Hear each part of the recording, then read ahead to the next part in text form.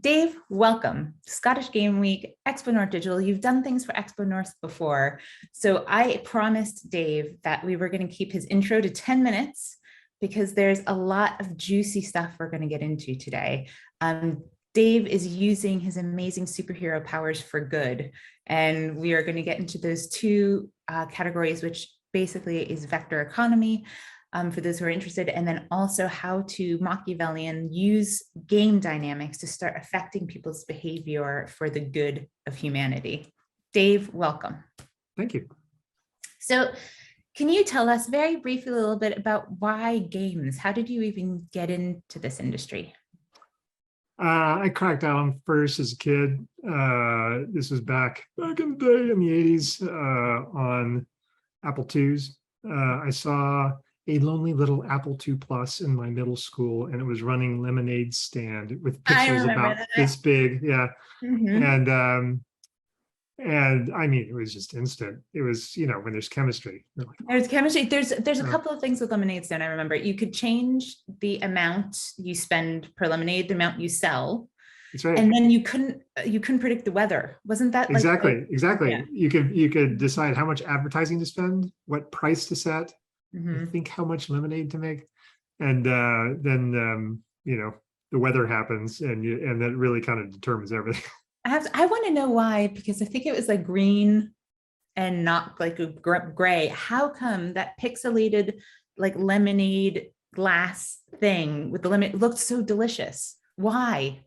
I think it was partially the fact that it was a random reinforcement schedule. So really, it was a close cousin to gambling.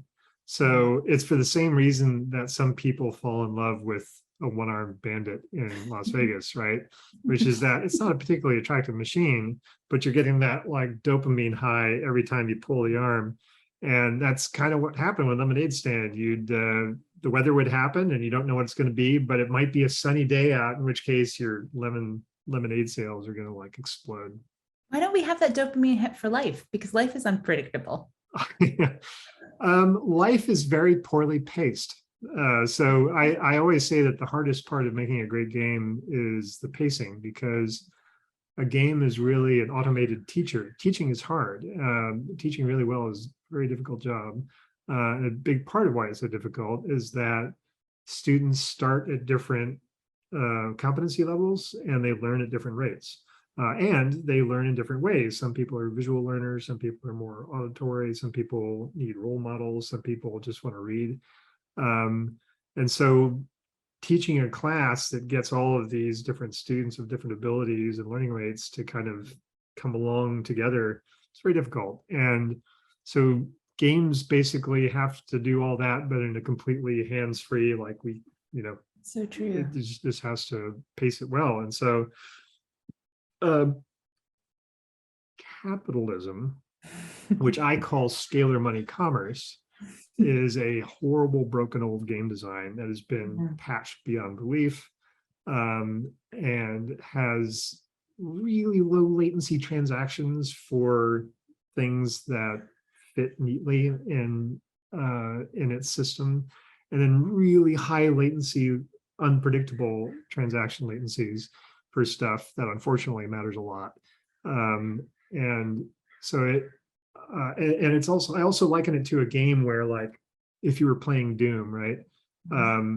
Imagine if level 1 was nearly impossible and incredibly difficult to get past. And if you got to level 2, then it got a little easier, but it's still kind of a grind. Level 3, and then suddenly level 4, yeah, okay, this is kind of easy. And 5, 6, 7, 8, and 10, you just wake up and the levels win themselves, right? From then on, right?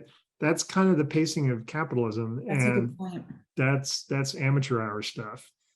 You know, Dave, you know, let's earmark that because we're going to go to why vector economy. Yeah. But your understanding game dynamics is so good. You're also so articulate about it. You know, looking at like that light, it can be philosophical in the sense of the way we live in game dynamics and psychology. So from loving the Lemonade Stand, how did this love of games grow into something that you knew you could do that for a career? Gosh, Did you study engineering, didn't you?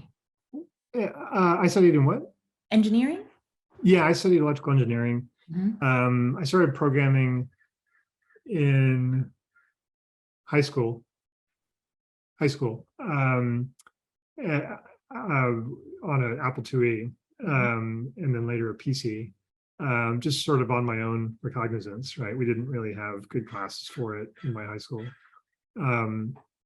And I got pretty good by the time I graduated. And so I thought, I'm good enough that I don't need to take a computer science degree. I'll just take electrical engineering. Okay. And that was not the case. So I'm still learning things that computer science students learned at a young age today. But I've worked most of my life as a programmer. So how did you end up in a position where you were able to take a lead on such seminal games? I mean, it's not just one seminal game, it's like multiple. A couple, yeah. So Doom, I wasn't a lead. I was the junior coder whelp. But it was a tiny team. There were like 6 or 7 of us, so everybody had a lot to do. But that's a great question because again, it was another thing on my own recognizance. In college, I started working on these programming contests, and at the state level, we organized these contests where we would make a video game and then you would make an AI to play the video game on your behalf, and then the 2 AIs would fight each other to see who won in the game, right? And then I extended that to a national programming contest, where you had teams of 3 going head to head, and then eventually in a big free-for-all of 16 teams of 3. And they were all done on Unix workstations. And so it was an early network game where AIs were fighting each other. And so that looked, I imagine that looked good coming into my job at id, just because they hadn't done networked anything yet. And so I was a little ahead of the game there. Okay. And they were on Next Step development systems, which were a Unix variant, and not many programmers wanted to get into games that were big Unix geeks. And so I always thought, hey, games would really like be cool on Unix. So it was a great fit. God, Dave, that's amazing. Okay, so we're coming to our end of our 10 minutes about your history. So I did promise you, and I am a lady of my word, that we're going to go into the vector economy and also kind of how do you use game dynamics to harness the change in behavior for good. So the leading question to that is, what are you up to now? So with these massive games behind you, with the knowledge you have, what are you up to now? Right now, I'm the CTO of a company called Blue Vishnu, and you can check it out at Blue Vishnu, VISHNU.io. And it's basically a photogrammetry ingest pipeline. And so what it is, you're gonna have to explain that to me. I know, yeah, it's basically 100 and change fancy Nikon DSLR cameras, all arranged on these proprietary configurable stands. Okay. But generally arranged in sort of a silo kind of look, all pointed inward. And the subject walks into the middle of the silo. All of the cameras are carefully synchronized within 1 millisecond of each other, and they all go off at once, so that you're shot from every angle all over your body. And then we sort of turn a crank, and out comes a static textured mesh of your body and clothes and hair and face and all that. And then you can do all kinds of things with it. You can make video games with it. You can do special effects in films or TV with it. Wow. We're actually, I didn't know you were doing that. That's very cool. Yeah. It's used in fashion these days, and it's advertising, you name it. Like there's lots of uses for it. So anyway, that's kind of what I'm banging on there. And then on the side, as a creative hobby, I'm working on a sci-fi TV series. That's so cool. Okay, we might save that for the very end. So okay, you talked about already that capitalism, you feel, is just not good game dynamics. It's not ideal game dynamics. So can you poor pacing. Sorry, poor pacing. So can you tell us what vector economy is? Is that a solution to the poor pacing? Yeah, so vector money is really just kind of a description of how MMOs work. So MMOs, you know, in meat space, we get really upset about our privacy. Oh, our privacy is so important, right? But then we got on an MMO. We're perfectly okay with all of our. MMO. Oh, sorry. Massively multiplayer online game. Okay. So lots and lots of people online all playing at once, right? Which is what we are in meat space, where lots of people all working together and having fun in meat space. So yeah, so in an MMO server, we understand the complete world state, everybody's individual state. We do hide that information from each other, right? That's important. Okay. But we are a trusted server that is trusted to sort of like manage everybody's state and make the game really compelling for all of us, make it well-paced, make it fun to interact with each other, that sort of thing. And so vector money is basically the idea of, instead of storing the formally recognized value of a good or service in a single number, which scalar is the fancy word for a single number, right? Instead, you store the benefits and liabilities of a good or service in a long heterogeneous vector, sparse vector. And that's just a fancy way of saying a whole lot of numbers, most of them are zeros. So for instance, the nutritional value of this conversation, 0, right? The shelter value, 0, but the informational value, non-zero, right? Okay. So you sort in these long vectors, right? And there's a carbon footprint to this conversation, right? Whatever the servers are doing to kind of send their bits back and forth. And so you measure all these things. And then computers are really fast at doing what are called dot products. That's why I'm curious what people's technical backgrounds are. But dot products are basically what our neurons do.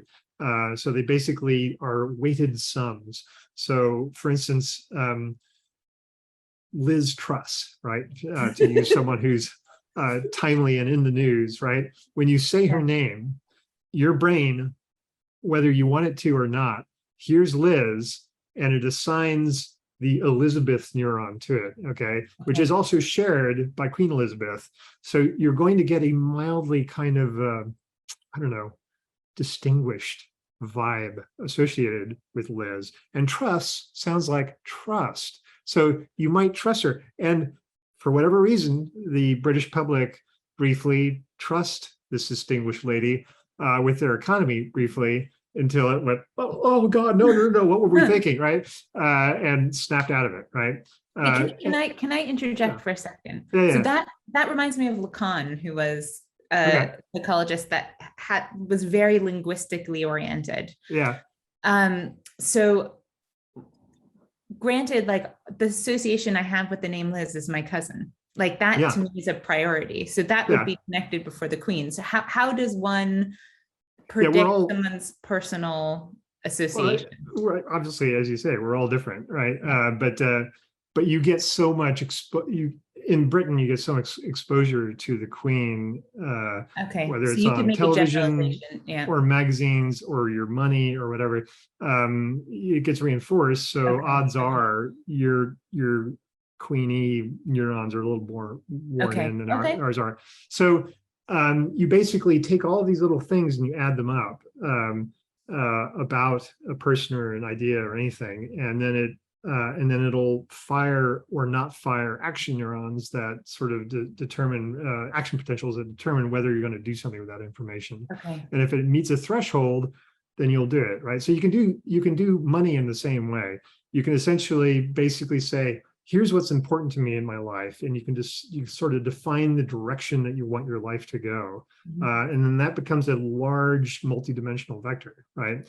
And then you can calculate the dot product of that vector against the dot product of the goods and services that you're interested in, right? And if that dot product is just a single number, if it's beyond a threshold, you might be like, all right, I want that, okay? And so it essentially you can, obviously this is too difficult to do from your mortals all the time, right? But our CPUs do it trivially, right? So, and just enormously large vectors are no problem for even like an iWatch, right? So what you can do with that is you can basically use AR glasses. And once you specify the vector of what you want to do with your life, you can program your AR glasses to just gently shade your world to nudge you the direction that you've already said you want to go, right? Okay. And you can implement transactions in those glasses with the aid of lots of surveillance, lots of creepy surveillance. I'm so uncomfortable with that. Yeah, oh, dear. but Okay. there's a way around it, and I've got a whole talk on this, and I can Okay. go into detail. But there's a way around the problem with the privacy going away with surveillance everywhere, by turning information from being power to being responsibility.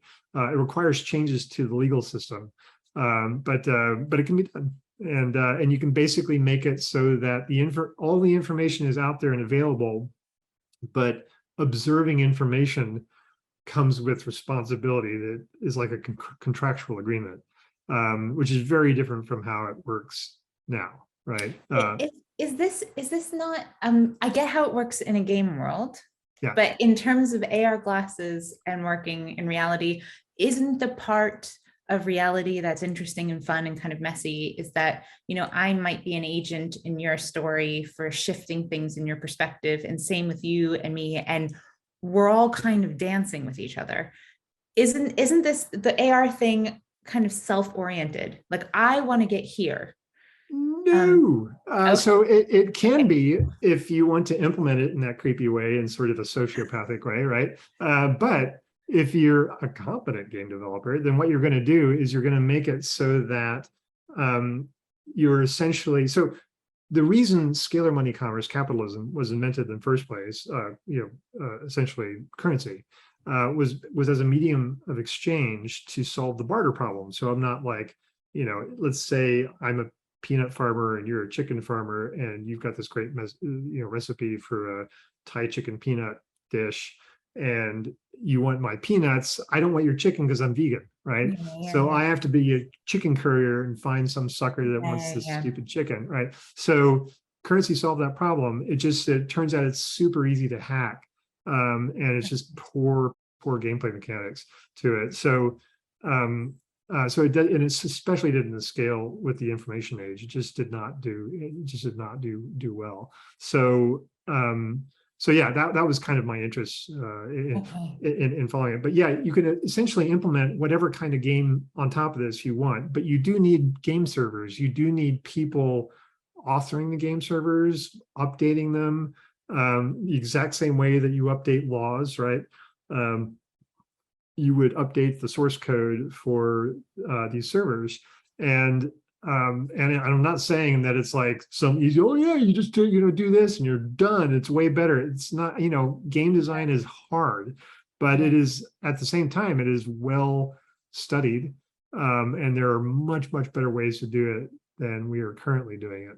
Can you point us to like a functional example currently where you can see either a group behaving like this or an online community? Absolutely, yeah. So a perfect example is a healthy family. So a healthy nuclear family with kids and adults, right? Typically, the parents act as essentially the game masters, right? And they gamify the world for the kids. So when the kid wakes up in the morning, the kid doesn't say, there's this mom down the street and she's offering 50% off on her sugar-coated sugar bombs for cereal, and they're just delicious. And I don't want this healthy breakfast that you're serving, Mom. It just kind of sucks by comparison. You're just not competitive, right? And you go down the street and go to that would be a effed up way to be raised. But so you're captive to the system with your parents, but if they're good parents and they make it really compelling. The problem is, the larger the family is, the more the parents have to juggle, and they have to remember where are these kids at, and they have to make a lot of like subtle, nuanced judgment calls of like, well, he doesn't want to finish his peas, but he does want dessert, which normally is not cool, but he did help his sister with her homework. And okay, and so that's like a tough call that a smart game designer is going to make, right? And so that's a perfect example of a vector economy. The parent is not keeping some sort of score for the child. Well, that child's balance is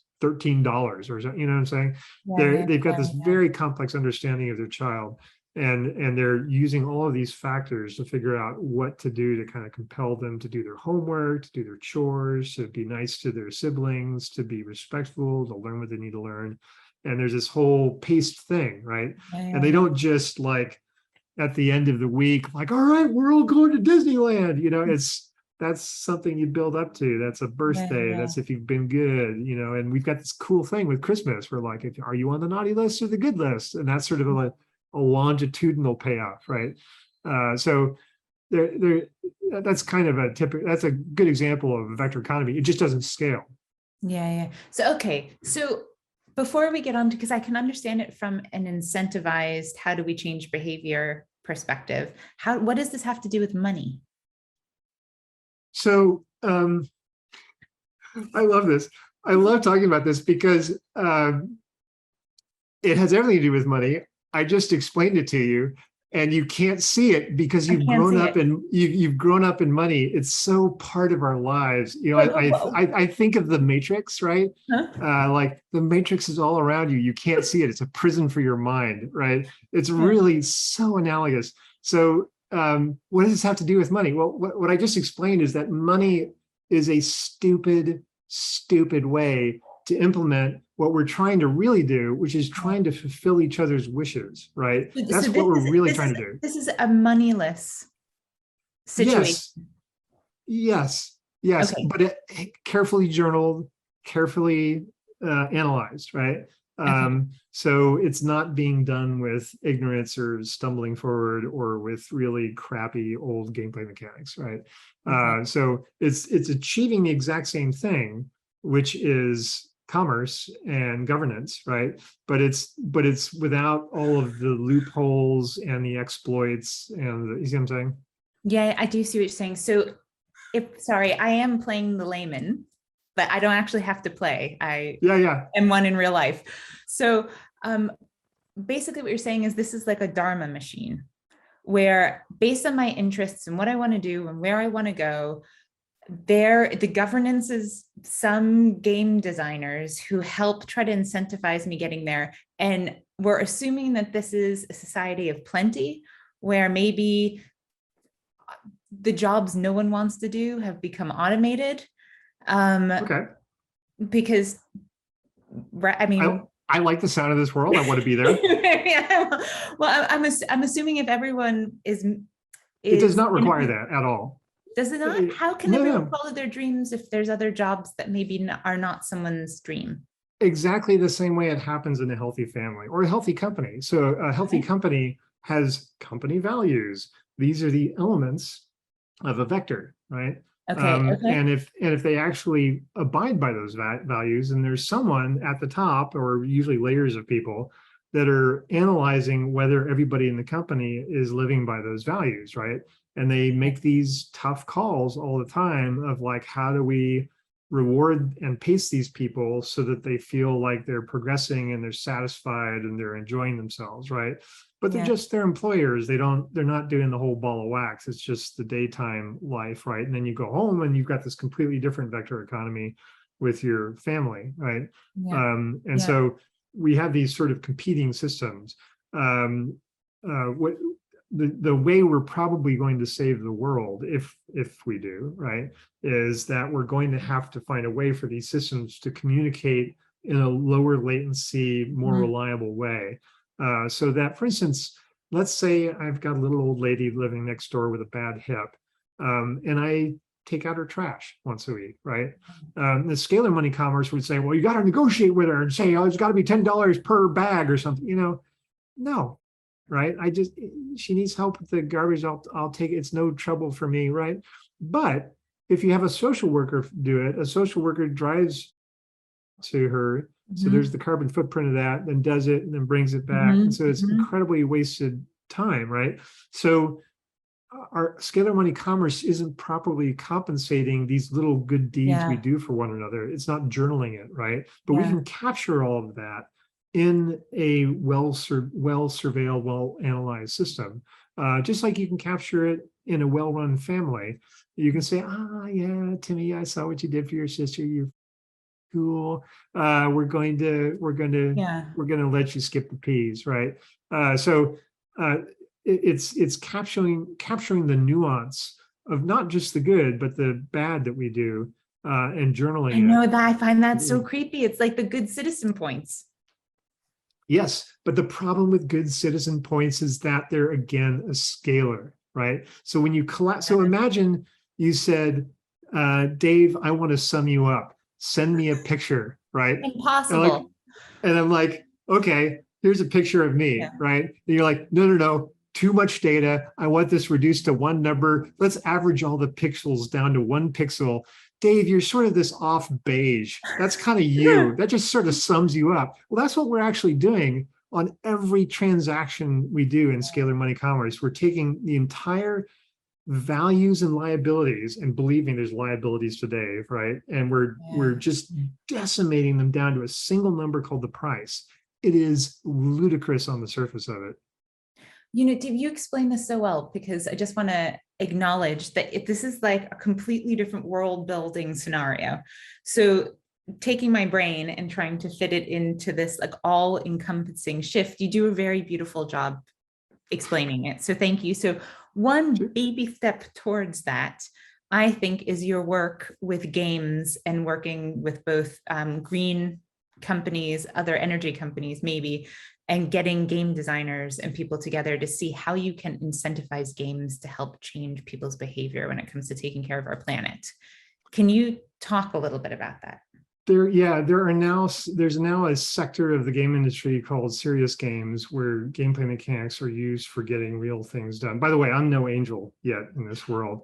I like giving talks about vector money. I like talking about it. I try to live by higher standards, things that I wish I were rewarded for. I'm vegan. I've stopped all air travel. I don't use heat or air conditioning. I take baths once a week. I reuse my gray water for watering my plants. You know, I try to do a lot of stuff like that. But I'm not out there making games that make people better yet, because I'm working on this other thing right now. But I am actually working on a project that will be hitting in late May. I can't talk about it yet, but we'll make lots of noise about it. But there's this organization called Games for Change, and they focus on exactly what it sounds like. It's gamifying things to basically get people to change their behaviors and to improve the world. And unfortunately, you know, they don't get as much money as the games that are designed to make you crack out and waste all your time playing them, right? Because scalar money commerce only rewards you for buying the game, right? And so if your game isn't more addictive than someone else's game, then they're going to take your players, they're going to take your revenue. So the driving force in all of the game industry right now is we have to make the more addictive game. That's just kind of it. So really, we're right now, we're most similar to a industry of making drugs, right? Of like, who makes the most addictive drug? And that's obviously a flawed model. Now, I'm sort of simplifying things, obviously, but there's a serious problem here, right? And so when you have the only formal reward being this sort of scalar money commerce, it undermines things. So I don't want to simplify things, but an addictive game, technically, is that a good game? Like they figured out some juicy game dynamics that makes you want to play it, or does that mean there's just no resolution and you haven't changed by result of playing this game? You haven't evolved at all. So is that a bad game? Good, bad, in the eye of the observer, right? So like a good film is something maybe you're more familiar with, which is something that you definitely get to the end of, right? A really good film is something you watch multiple times and recommend to all your friends, right? So that's clearly a great film. Shawshank Redemption, right? Great film. Watched it multiple times, loved it, recommended it to everybody. And it is so addictive that you do not walk out of watching the Shawshank Redemption in the middle of the film, right? So games are the same way. They just don't end. If they're really, really cleverly made, they just keep going. And so eventually we do get tired of them. We switch to another game often, Yeah. but not always. Have you seen evidence, Dave, of positive behavioral change based on a game? Yes, absolutely. So Roblox is a very popular game with kids now in particular. It's one of the biggest games in the world these days. And that you can play Roblox games and what other people made, or you can create your own things, right? Minecraft is sort of in a similar space for me, right? They're not just games you play, they're games that you're encouraged to be creative in, right? And constructive. And so creativity is a healthy thing. Now, is it the most pressing existential threat in the history of mankind, like climate change? No. But it's better than just games for pure addiction's sake, right? So there's different ways to measure this, right? A game that I would say is really closer to our primary existential threat, one of the most impressive I've ever seen, is called ECO. Okay. And it looks a lot like Minecraft. You start, I love the premise of it. You start with a world, it's multiplayer. You start with a world, completely natural resources, completely unbuilt up. You build a civilization, including coming up with a legal system. You build a civilization, okay? And you have to manage all your resources of the environment without destroying it, right?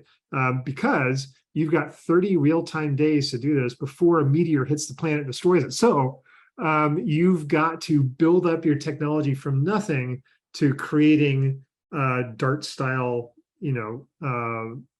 orbital systems that can defend the planet and knock the meteor out of its path towards Earth to destroy it, right?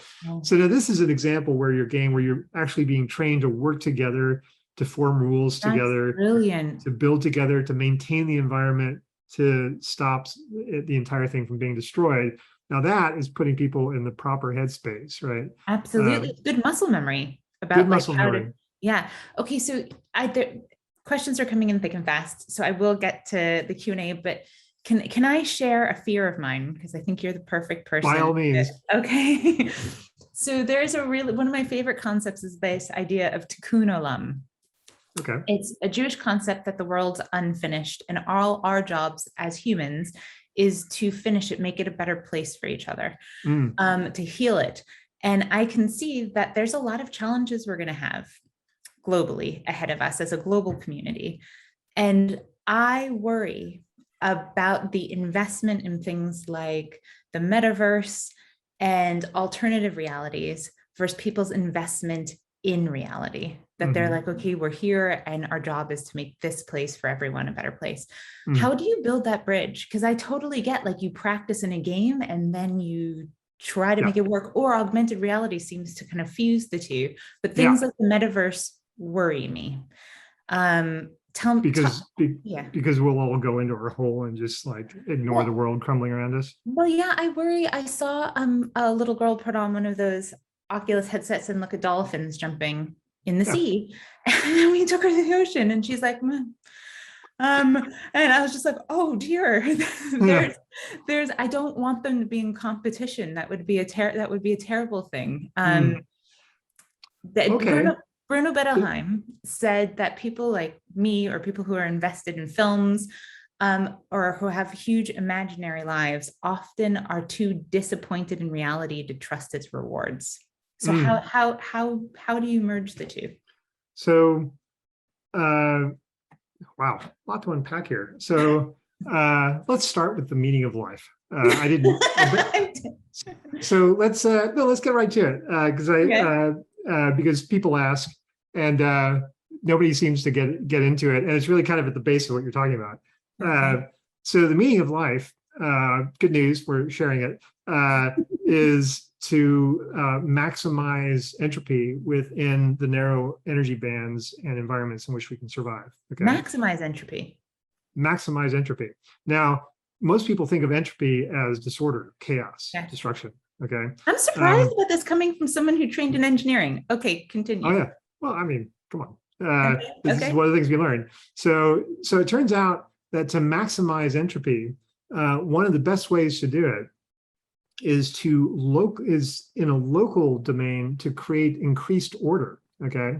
And that can actually spread entropy much faster So interesting. globally. Okay. Okay. So I know this is a little counterintuitive. So you might think like the perfect entropic person might be some like, hey man, dude, I'm a hippie and I'm just going to hang out and get fat and play games. Actually, the more ideal entropic person is probably more like Steve Jobs, right? Who creates enormous order around getting cell phones out to everybody. Wow, okay. So now here's the reason I say that. The best way for us to fulfill that meaning of life is to keep life alive as long as possible, right? So if we burn out our resources before many generations can come along and improve entropy even further, then we're fizzling out too fast. We're not maximizing entropy.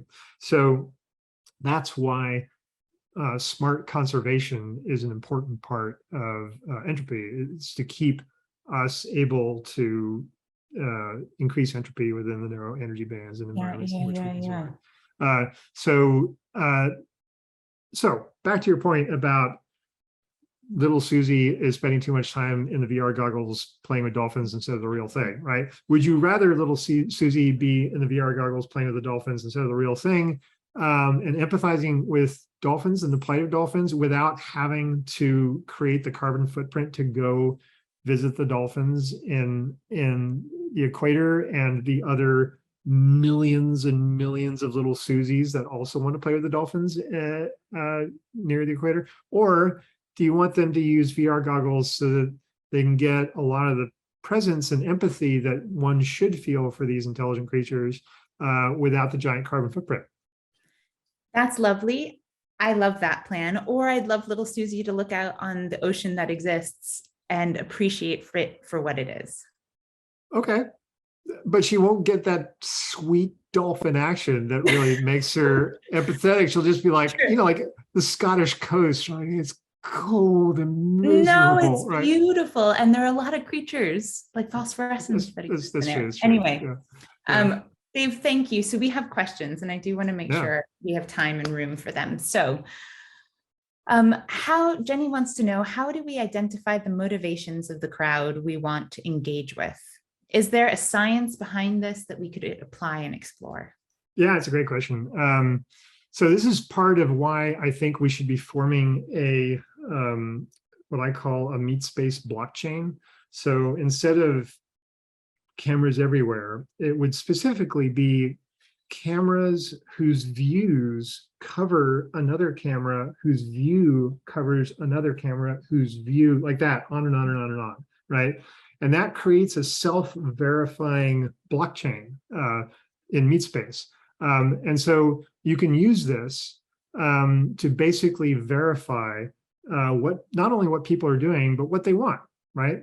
So if you notice that I like to creep people out with this and just go to your worst nightmare. Like imagine the cameras in the shower, right? But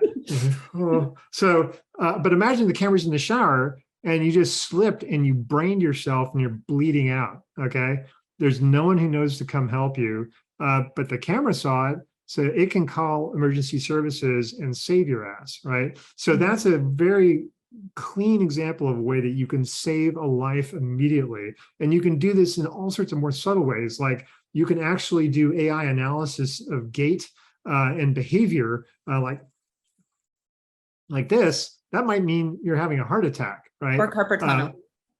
Or carpal tunnel, right? But you know, if you judge in all the risk factors and sort of the previous history of what you know and the sort of the continuous journaling of this person, you can maybe save their life. Same thing with strokes, same things with all kinds of stuff. So that's a really good way to do it. The other way you can do it is you can explicitly state it, right? So like I can explicitly state, I want all my food to be vegan, end of story, right? I also need it to be gluten-free. I don't have a choice, but I have a choice about veganism. It has to be this. If it's gluten, I'm going to just get sick, but whatever. So it's a combination of observation and analysis and explicitly stating what it is you want. Steve, thank you. That's great. Yeah, Okay, so some anonymous folks want some questions. So I just want to remind people who are listening, please, there's a chat or Q&A box either. I'll keep on checking, but please, now that we have Dave here, which is so rare and wonderful, Dave, really thank you for giving us your time and your knowledge. Sure. Ask the questions you want. So anonymous attendee, interested in how we can use games to tell stories and address things like well-being or net zero. So story is interesting. We haven't talked about story. We've talked about game dynamics. Yeah. So on stories, I feel like I should be interviewing you. You're the expert in this world. But as far as like net zero, Bhutan is run by King Wang Chuk, which is the coolest name I've ever heard of a king, right?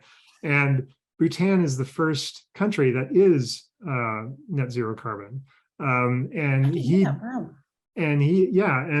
kings and religious leaders are game designers who got tired with the silly game stuff and were like, okay, we're doing this for real, right? And so he basically made most of his nation a giant nature preserve, creating land bridges for wildlife, and just going to town on all kinds of pro-environmental behaviors, right? So you can do it through fiat, right? You can basically have a monarch that says, guess what, we're doing this now, right? Or if you convince enough people in a democracy, you can get them to push that direction, right? But the thing is, and the thing that I'm frustrated by is that we don't have enough competent game designers that are becoming legislators and that are becoming world leaders. We desperately, desperately need that. And if they're not going to be competent game designers, they need to consult them. They really, really need to consult them, because they understand how to do this, how to motivate people with cheap and easy tricks that date back to Lemonade Stand, of like, add a little bit of random, a little bit of luck, and you'll just make someone want to crack out on like composting, because every fifth time roughly that I compost something, I find a chocolate egg or something, like there's ways to do this that will make people completely addicted to it. David, I hadn't even thought about game designers being amazing politicians or even getting consulted by people who are in leadership. I think that's fantastic. Okay, another anonymous saw a project for teenagers making anti-smoking films. They were put off, but not by health comments, but because they learned of the evils of tobacco companies. That's interesting. So how do you identify what the hook should be? That's a great question. I've always identified strongly with monks for some reason, and an ascetic lifestyle. And so for me, it was seeing David Carradine in a show called Kung Fu. It was seeing the behavior of Mr. Spock on Star Trek and how sparse his cabin was and how he was really mostly just satisfied by logic, right? Yeah. These really appealed to me, and they became role models to me for how I wanted to, people I wanted to emulate and be like. And I think role models are a huge part of it, right? So like, not everybody wants the same kind of role model, but I think this is the role that well-crafted story has, is that you make scene-stealing characters that are just like, oh, please give that person more screen time because I love him, I love her, right? And create a large enough pantheon of them that you can find the one that you really identify with most strongly, so that you can use these to kind of push people towards all of the occupations we need to further civilization. That's great. And also there's a kind of an inherent, maybe it wasn't part of their question, but is there a generational motivation difference between young people playing games and like our age group, and are game designers aware of, clearly they are, of that difference of engagement? Absolutely. And I am not going to comment on what motivates young people because I'm unqualified. So I just know that for damn sure it's different. I work with a 20-nothing-year-old coding partner in my job, And it is always amusing to see how differently we're motivated and what our cultural references are and what gets us excited in the morning. But you know, that's why you want game designers of all ages. You know, you want a different kind to motivate the baby boomers than you want to motivate the Gen Xers versus the millennials versus what are the new ones called? What's the latest generation called? I don't know. That's the brand newbies. I don't know, whatever they are. Yeah. Point out. Yeah, but you need people competent in all these different ranges, and it's non-trivial. Yeah, absolutely. So, okay, Sophie wants to know, do you think games can help people develop a vested / long-term interest in ancient historical civilizations, like Assassin's Creed franchise has done, but emphasize the historical accuracy without compromising the immersive experience? I do, if we have a more evolved economy that rewards you for more than just addicting people, right? So like those poor games, like Age of Empires is a great example, and Civilization, right? So you basically, unfortunately, Civilization and Age of Empires, they get the chronology wrong, right? Because real history would be way too boring for a game, because it just moves so damn slowly, right? There's these long periods of effective dark ages or just boringness, right? And then you get these exciting points and then, you know, it sort of drags. So yes, it's possible, but we need a more sophisticated system of commerce to motivate it, right? And so probably one of the best games I ever made in my life was canceled. So it was called The Math Game because it didn't have a name yet. But I convinced my employer, it's actually one of the largest educational publishers in the world, called Pearson, based there in Britain. And we were subcontracting for them. And I convinced my employer, like, hey, let me make this game entirely out of text graphics, right? Do not allow me a single pixel in this game until it is incredibly addictive, right? And it is addictive playing, and by playing it, you will unconsciously be learning how to do addition, subtraction, multiplication, and division. And then later on in the game, I'm going to reveal the cheat codes, which lets you play the game faster. And the cheat codes happen to be the numbers, right, on your keyboard, right? And so it was, I got it to where the executive producers, I think she was 7-year-old daughter, was cracking out on it, and there were no graphics yet, right? And I was really, there was no graphics, there was no sound, which meant that I had made a compelling game that's without those things, which meant that when I did add those things, it would be even more compelling, right? So, but it was canceled because, especially in the United States, you've probably heard we have a substandard public education system. And unfortunately, a lot of our teachers have an understanding of the subject they're teaching only one grade level above what they're teaching. And they need to be sort of spoon-fed their entire curriculum. And so the idea of a game that any kid could learn at any rate, anywhere in the semester based off of their competence doesn't fit neatly within that carefully scheduled. And on Tuesday, you will be doing exercise 3C9. And on Thursday. So it just was grinding gears, and eventually it fizzled out.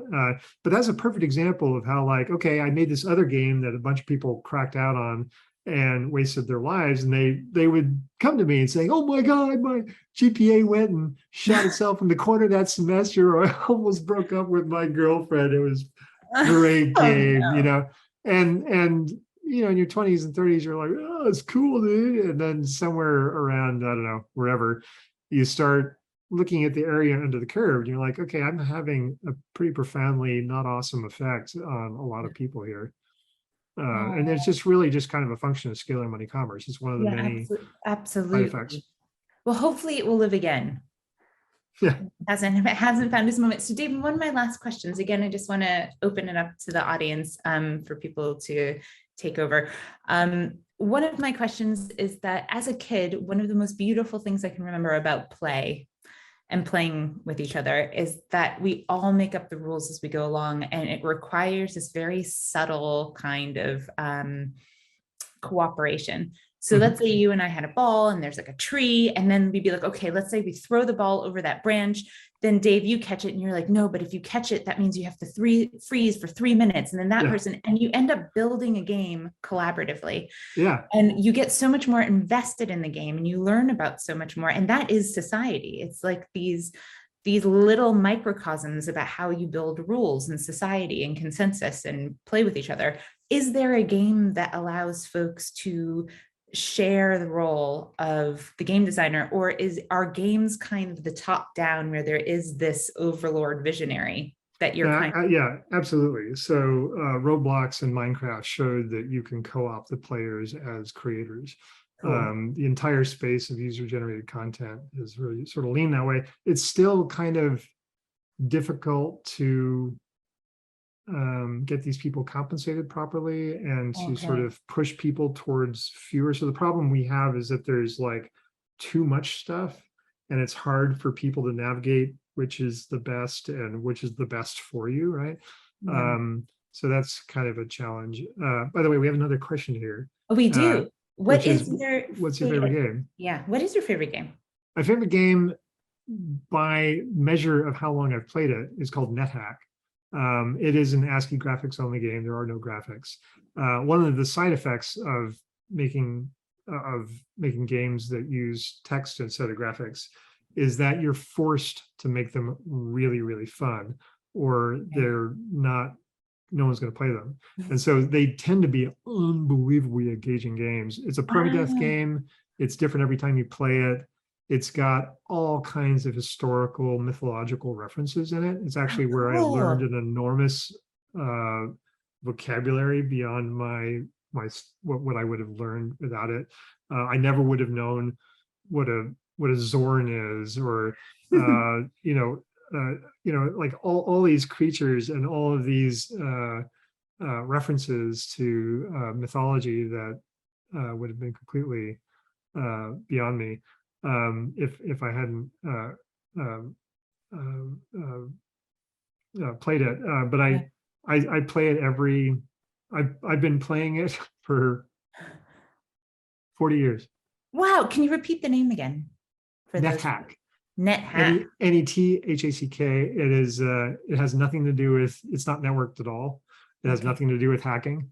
It just happened to be made so long ago, and it's still maintained today, that back then, the idea of a game being made collaboratively over the internet was weird. And there was a previous game called Hack, which I'm sure started off as like a quick and dirty little game, but maybe reference the hack and slash involved there. But it was basically a more elegant version of the original Hack game. All right, I want to play that. That sounds so good. My favorite Seventh Guest still. Oh, it's really good. I love that game so much. You should get Grim Devine to do your next interview, the author. Oh, that's true. That's true. That would be super. Speaking of author, before we go, I just want to acknowledge the fact that you are writing a story. Are you allowed to talk about it, or are we going to have to wait till we see it? I am not allowing myself, but I will tell you that I was inspired to write it because when I started presenting Vector Money to people, I got different reactions. One was, "Oh my God, it's so cool, I love it." Another one was, "Oh my God, it's terrifying. This is the most awful socialist utopian Orwellian bullshit I've ever heard." And the other thing I heard was from people that were very well served by scalar money commerce, who were just outright threatened by it and offended. And I wanted a vehicle where they didn't understand that they've already been living in vector economies inside of their their healthy families and their well-run companies. So what I wanted was a vehicle where I could show a vector money commerce, a vector money economy at scale, and sort of throw it away. So it's sort of the background where it's not this big, like, oh, it's the big issue. It's like, no, it's not a big issue. It's just like, we can have cool, compelling stories within this without the wigging out, right? So that's kind of my motivation. That's so smart. Like, it has been a total joy. You are just amazing. I'm so glad you're my friend, but I'm also a huge fan. I think these ideas just make my mind sparkle, and I cannot see. I can't wait to see what you're up to this year, and what your secret project in May is. I'll get you to read it if you don't mind. No, absolutely. Yes, okay. Please. And just thank you to Scottish Games Week and XpoNorth Digital for this. You can watch again. This is being recorded and will be out there. And thank you for our guests for joining us and asking those great questions. So Dave, thank you. We'll hopefully see you again at XpoNorth Digital. Thank you. Thanks for the great questions too.